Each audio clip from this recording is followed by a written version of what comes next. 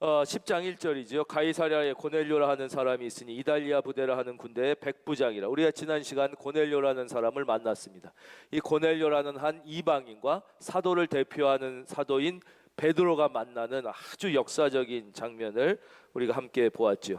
성경 속에서 우리는 이렇게 하나님이 쓰시는 사람을 만나게 되고 하나님이 사용하는 사람의 분명한 기준이 있다는 것을 알게 됩니다. 그 기준은 크게 두 가지로 나눌 수 있는데, 첫째는 세상적 기준 혹은 인간적 조건이라고 할 수 있습니다. 예를 들면 하나님은 모세를 사용하셨습니다. 근데 이 모세를 애굽의 왕궁에서 당시 최고의 문화와 교육을 받게 한 것이죠.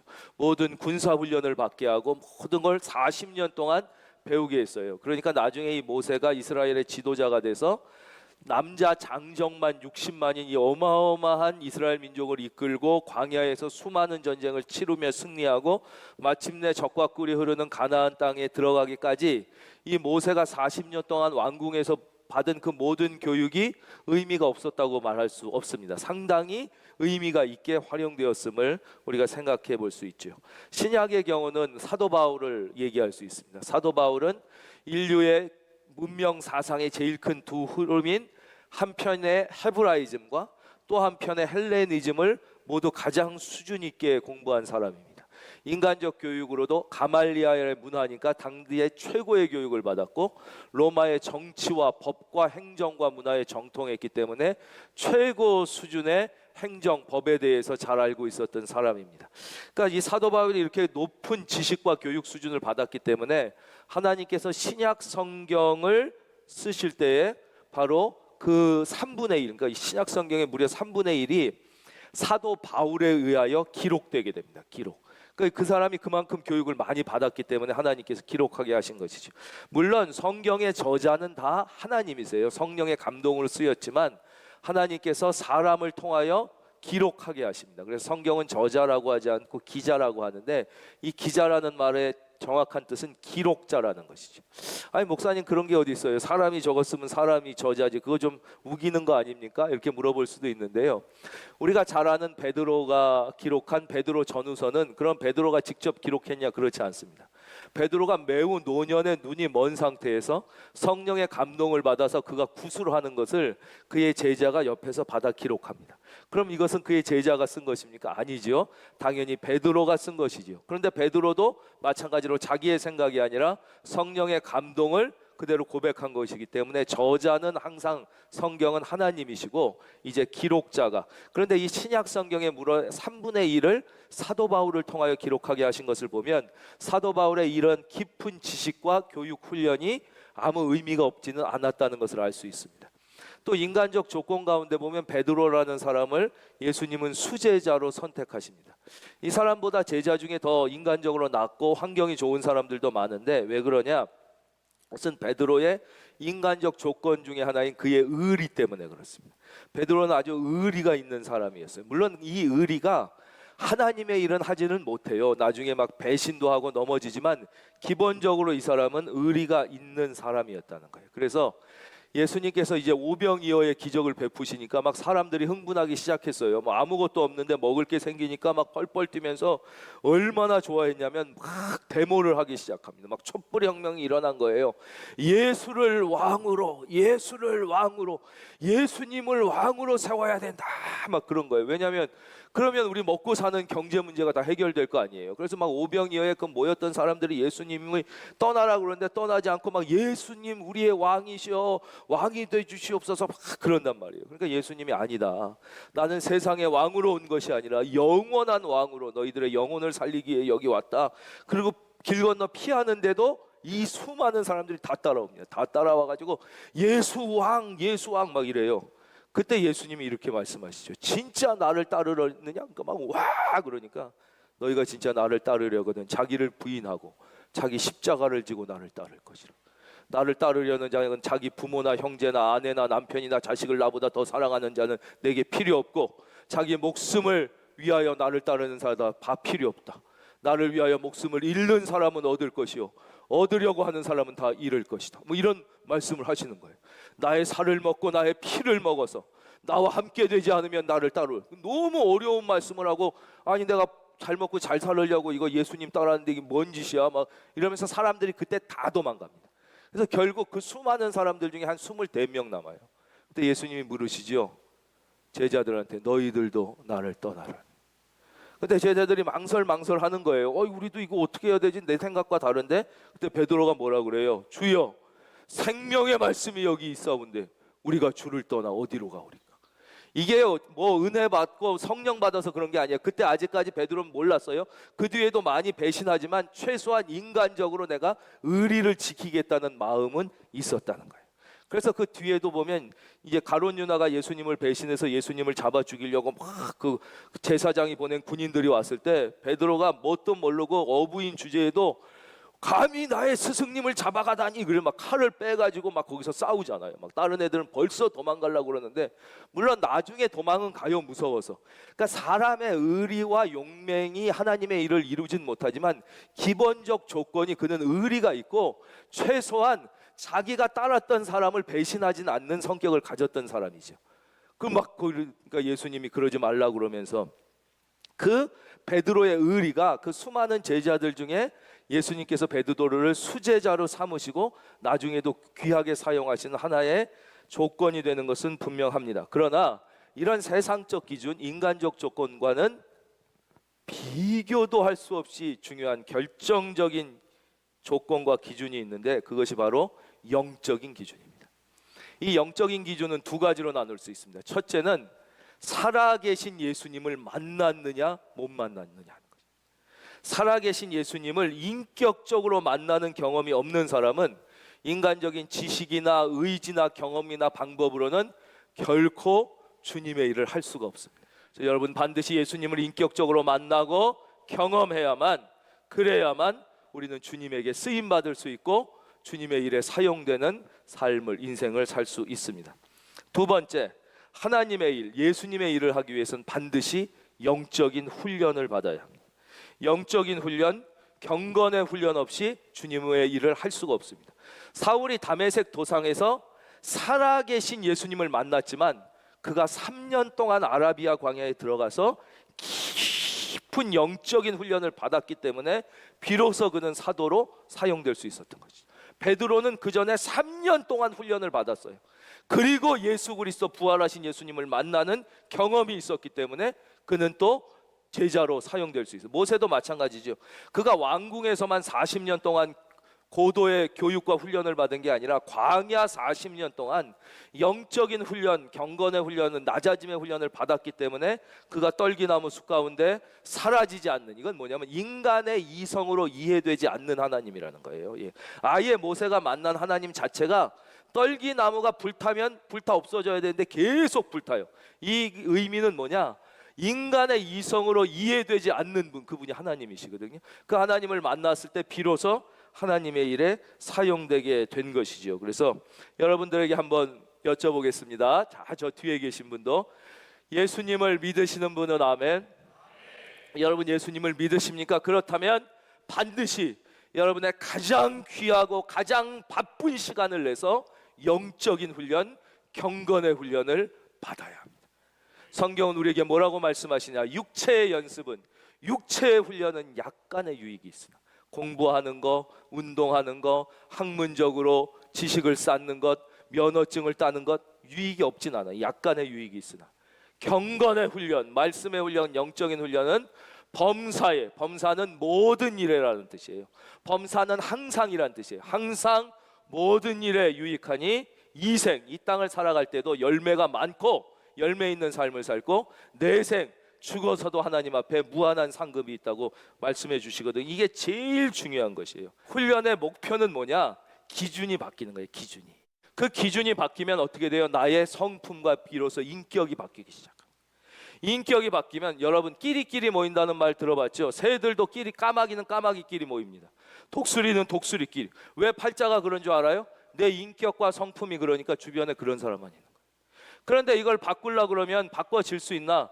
내 기준이 바뀌면 내가 예수님 닮아가는 인격 되고 그러면 팔자가 바뀌기 시작하는 것이죠. 여러분 이것이 영적인 훈련이에요. 그 다음입니다. 이제 3절 4절.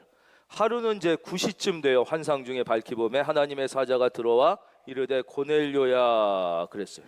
고넬료가 주목하여 보고 두려워 이르되 주여 무슨 일이니까 그랬더니 이제 천사가 대답하는데요. 한번 보겠습니다. 천사가 이르되부터 우리가 한번 또박또박 같이 다 함께 읽겠습니다. 시작. 천사가 이르되 내 기도와 구제가 하나님 앞에 상달되어 기억하신 바가 되었으니. 우리는 여기서 하나님이 어떤 분이신가를 이제 오늘 본문에서 깨닫게 돼요. 즉 조금 어렵게 표현하면 하나님은 어떤 성격을 갖고 있냐, 이거를 하나님의 속성이라고 그래요. 하나님, 사람마다 그 독특한 성격이 있잖아요. 속성이 있는데 하나님은 어떤 속성을 가지고 있느냐를 우리가 깨닫게 되는데요. 하나님은 모두를 다 사랑하십니다.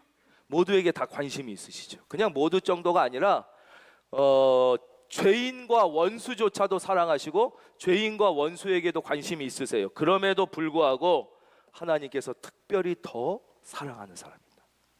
하나님이 특별히 더 관심을 갖고 있는 사람이 있다는 거예요. 그 사람이 어떤 사람이에요? 바로 기도와 구제를 많이 하는 사람.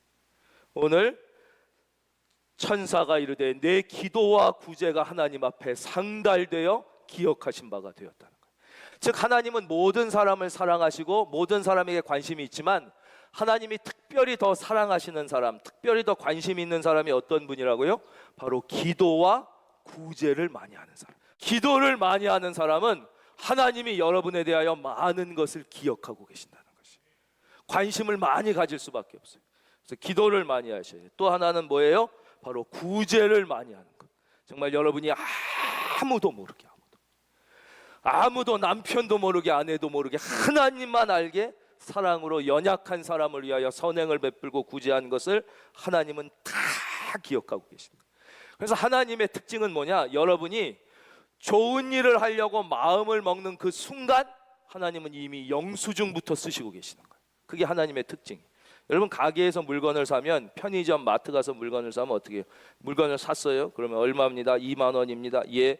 돈을 내면, 아니면 카드로 계산하면 그때 다 사인한 다음에 그 점원분이 뭐라 그래요?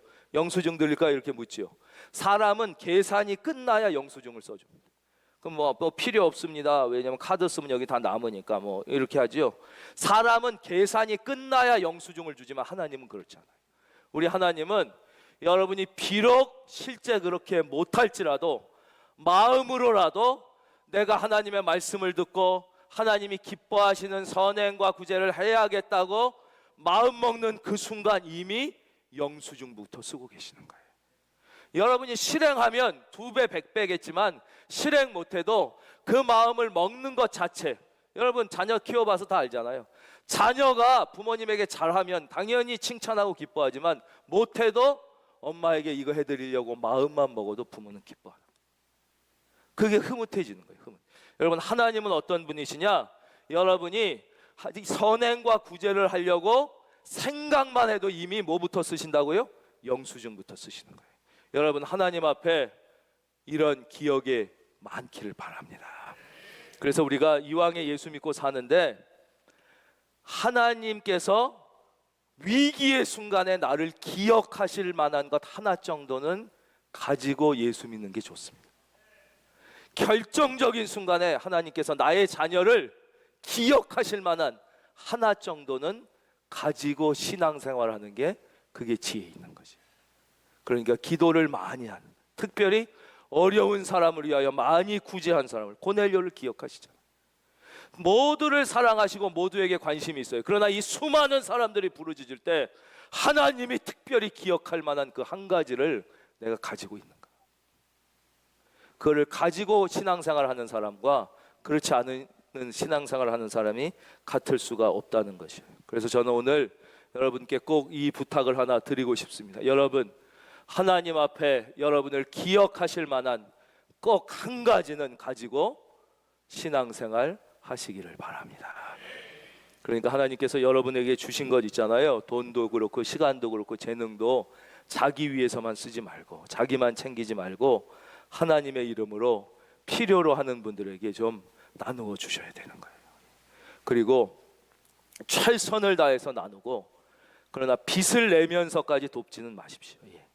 빚을 내면서까지 돕지는 말고 내가 할 수 있는 범위 안에서 최선을 다하여 하나님이 나에게 주신 모든 것, 꼭 돈뿐이 아니라 돈과 재능과 시간을 나만 위해서, 나의 유익만 위해서가 아니라 필요한 사람을 위해서 나누어 쓰는 것. 이것이 하나님이 결정적인 순간에 나를 기억하실 만한 한 가지라. 그러니까 황창현 신부님이라는 분이 있어요. 이분은 캐톨릭 사제신데 아주 강연을 아주 재밌게 은혜롭게 하시는 분이에요. 그래서 제가 우리 성도님들 위해서 이분을 한번 모셔서 특별 강연을 하면 좋겠다. 우리 김창옥 교수님 오셨을 때도 아주 많이 오시고 매우 기뻐하시고 좋은 도움도 많이 받으셔서, 그래서 그분을 한번 저녁에 특강을 모시려고 연락을 드렸더니 이분이 지금 아프리카 잠비아에 가 계시다는 거예요. 9월이 넘어야 들어오신대요. 그래서 왜 잠비아에 가 계시나 그랬더니 그 어느 할머니가 잠비아의 어려운 사람을 위해서 학교를 지어달라고 이 신부님한테 100억을 헌금을 하셨다는 거예요. 일단 엄청 부자 아니에요. 누군 뭐 통장에 1,000만 원도 없는 사람이 대부분인데, 그러니까 이제 부자니까 부자처럼 하고 다녔겠죠. 그리고 이제 좋은 차를 타고 다녔겠죠. 그래서 강도의 표적이 돼가지고 이분이 백화점에서 나오는데 납치를 당한 거예요. 예, 그래서 이 좋은 차 타고 다니는 사람은 주차도 마음대로 못 하는 거예요. 그래가지고 이 할머니를 꽁꽁 묶어가지고 트렁크에 넣고 이 4인조 강도단이 이제 이 할머니 걸 다 뺏고 뭐 보석 다 뺏고 카드 다 뺏고 이러면서 어디도 모르게 계속 다니는. 그러니까 앞에서는 계속 이제 어디서 죽여야 되냐, 어디서 묻어야 되냐 계속 그 의논하는 거예요. 한 이틀을 막 다니는 이 할머니 이제 그냥 까무러친 거죠. 아, 난 여기서 이대로 그냥 죽었구나. 그냥 죽었다고 생각한 거예요. 이대로 나는 까무러쳐서 언제 죽나 너무 공포에 떨고 있는데 이틀이 지나니까 이 사람들이 계속 라디오를 틀더라는 거예요. 왜냐하면 이 납치한 사람은 지금 이 납치한 게 경찰이 파악을 했나 어디에 추적하나 이걸 알아야 되니까 계속 뉴스를 듣더라는 거예요. 근데 뉴스가 계속 나오는 게 아니라 뉴스를 듣다가 또 채널을 바꾸다가 막 이러다가 우연히 그 차에 들어있는 CD를 딱 듣게 됐다는 거예요. 근데 그 CD에 황창현 신부님의 강연이 있었다는 거예요. 근데 이게 들리기 시작했는데 바로 안 들을 줄 알았는데 이 사람들이 계속 듣더라는 거예요. 그리고는 또 라디오 뉴스 듣다가 또 그걸 듣자고 그러더니 자기가 이 트렁크에서 있는데 그 사람들이 의견이 갈리기 시작하죠. 빨리 어느 산에 가서 죽여서 묻어버려야 된다고, 야 죽일 것까지 뭐 있냐, 이렇게 의견이 갈리기 시작하더래요.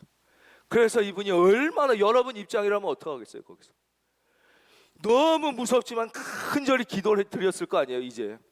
근데 한 3일을 그렇게 자기를 이제 트렁크에 넣은 채로 굶으면서 거기서 다녔는데 3일 지났는데 어느 산 같은 데서 차가 내리더니 이 사람들이 내리더래요. 근데 두목이 할머니가 한 가지 약속만 해주면 내가 죽이지 않고 살려주겠다. 뭐냐고 그랬더니 나가서 신고만 하지 않겠다고 약속하면 내가 살려주겠다. 내가 차에서 이 사람이 누군지 모르겠지만 이 사람 얘기를 들으면서 생각이 바뀌었다. 내가 살인까지 할 필요는 없는 것 같으니까 신고만 안 하겠다고 약속하면, 거기서 누가 신고하겠다고 그러는 사람 누가 있겠어요? 그렇잖아요.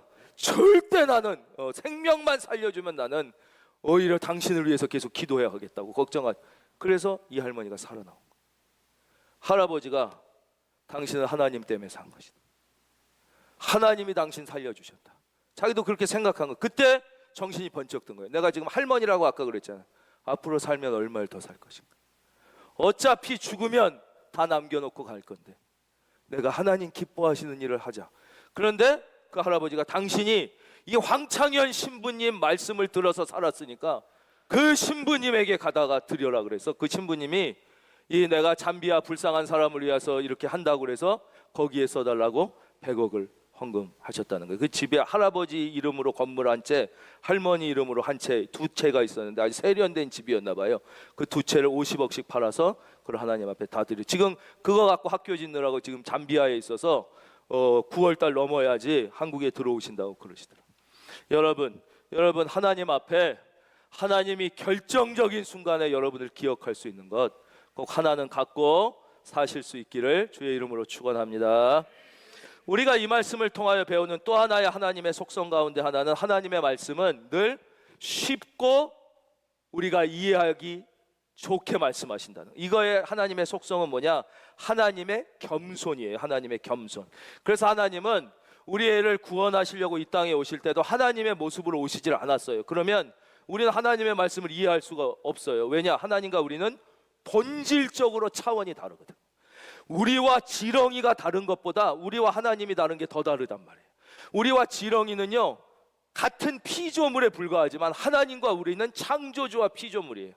그러니까 하나님이 우리의 수준으로 낮아지셔서 인간의 육체를 입고 시간 속으로 들어와서 우리가 이해할 수 있게 말씀해 주신 것이란 말이에요.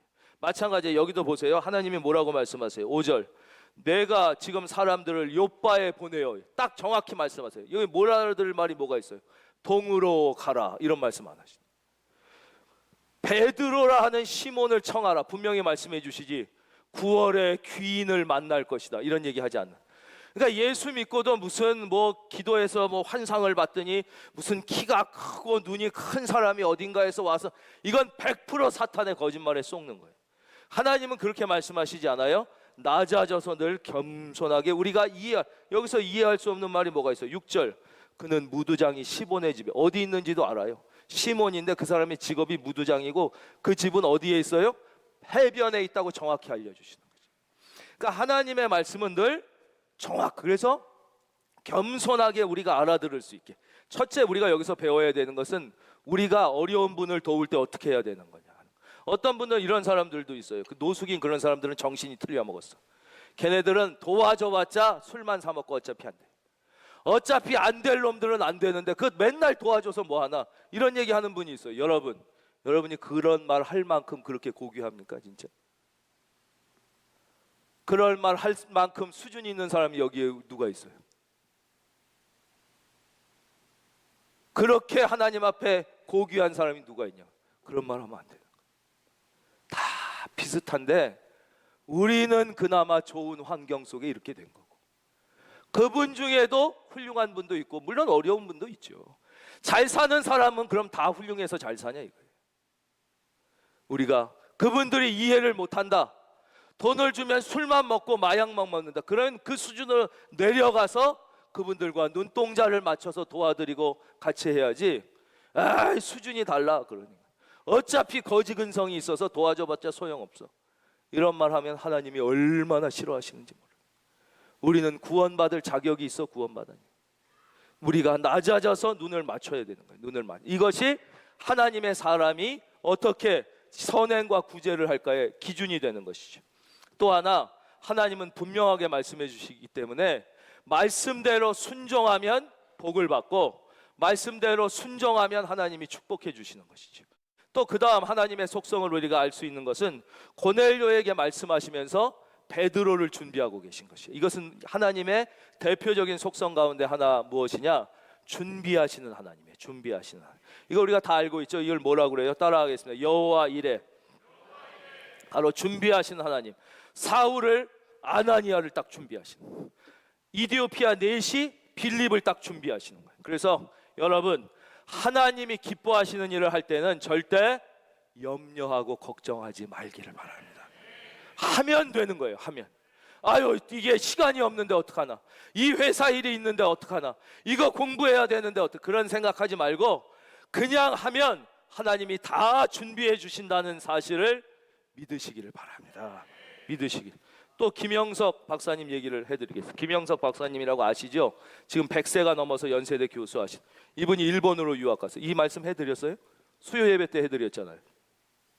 그때 한국에서 7명이 일본 최고의 대학에 유학을 갑니다. 김영석 교수, 안병욱 박사, 이런 분들이 지금 많이 돌아가신 분들, 그분들이 다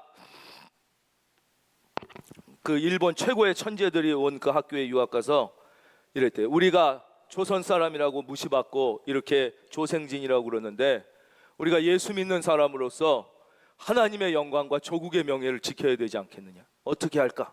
그래서 약속한 게 2가지라는 거예요. 첫째, 주일은 온전히 지킨다. 절대 주일은 공부하지 않고 예배드리고 하나님 기뻐하시는 일만 한다. 둘째, 어떤 일이 있어도 컨닝은 하지 않는다. 어떤 일이 있어도 컨닝하지 않는다. 2가지. 그래서 그 7명은 주일날은 어떤 일이라도 책 한 자도 안 봤다. 김영석 교수님 책에서 보세요. 그 7명 이름 다 나와 있어. 하나님 기뻐하시는 일만 하고 예배만 드렸다. 찬송하고.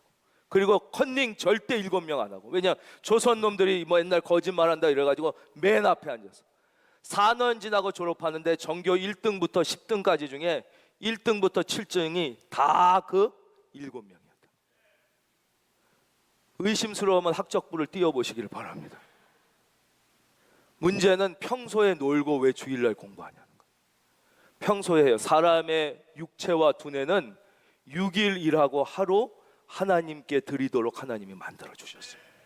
머리도 그렇고 운동도 6일 계속하면 근육이 손상됩니다. 아니 7일 계속하면 6일 하고 하루 쉬어줘야 근육도 다 나오게 되어 있어요. 모든 운동선수도 그런데 왜 그 하나님의 말씀을 못 믿고 염려하고 두려워하냐 이거예요. 하나님이 다 여러분을 사랑하셔서 우리를 위하여 제일 좋은 것을 준비해 주셨다는 거예요. 그러니까 여러분이 하나님의 일을 할 때, 하나님이 원하시는 일을 할 때는 염려할 필요 없고 걱정할 필요 없이 한 가지만 생각하면 돼요. 이것이 하나님의 뜻이냐 아니냐만 생각하면 돼요. 근데 우리의 문제는 나의 욕심을 하나님의 뜻으로 착각하거나 나의 세상적 야망을 하나님의 뜻이라고 거짓 포장을 하려고 하니까 망하는 거예요. 교회 지도자들도 그렇고 자기의 세상적 야망을 하나님의 뜻으로 가짜로 포장해서 그걸 하려고 그러는 데는 100% 망하고 멸망할 수밖에 없는 것입니다. 여러분이 진짜 염려하지 않고 하나님이 여러분과 여러분의 자녀의 미래를 예비해 주심을 믿고 순종한다면 하나님은 반드시 여러분의 인생을 책임져 주실 것입니다. 여러분의 자녀의 인생을 책임져 주실 뿐만 아니라 반드시 영광스럽게 만들어 주실 것입니다. 7절이 마침 말하던 천사가 떠나매 고넬료가 집안아인 둘과 부하 가운데 경건한 사람 하나를 불러 이 일을 다 이루고 욥바로 보내니라. 우리는 여기서 하나님의 일을 누구에게 맡겨야 되는지를 배우게 됩니다. 하나님의 일은 반드시 기도하는 사람, 경건한 사람에게 맡겨야 합니다. 하나님의 일은 아무리 세상적으로 능력 있고 똑똑하고 인맥이 넓고 경험이 많은 사람에게 맡겨도 기도하지 않는 사람, 영적으로 훈련받지 않는 사람에게 맡기면 열매가 없습니다. 그런 사람들은 일을 많이 만들어내는 것 같지만 결국 열매가 없어요. 그러나 세상적으로 능력도 없고 별 볼 일 없는 것 같은 사람도 영적으로 훈련받고 기도하는 사람에게 맡기면 이 사람은 못할 것 같지만 결국은 열매를 만들어내는 것이에요. 반드시 그런 것입니다. 여러분 부서에서도 다 경험했을 거예요. 특별히 조심해야 되는 사람은 어떤 사람이냐? 교회 안에서 재능은 있는데 기도는 하지 않는 사람. 이런 사람에게 일을 맡기면 열매를 맺는 게 아니라 이런 사람은 문제만 만들어내. 계속 문제를 만들어내. 그런 사람에게 일 맡겨 보셨죠? 부서 안에서도 이런 사람 재능은 있는데 기도하지 않는 사람은 그냥 아무것도 안 하는 게 아니라 자꾸 그 안에서 문제를 일으켜요. 문제를. 또 하나 교회는 오래 다녔는데 영적 훈련을 받지 않은 사람. 이런 사람에게 일 맡기면 계속 분란만 일어납니다. 분란. 계속 문제만 일으켜요. 열매는 하나도 없고.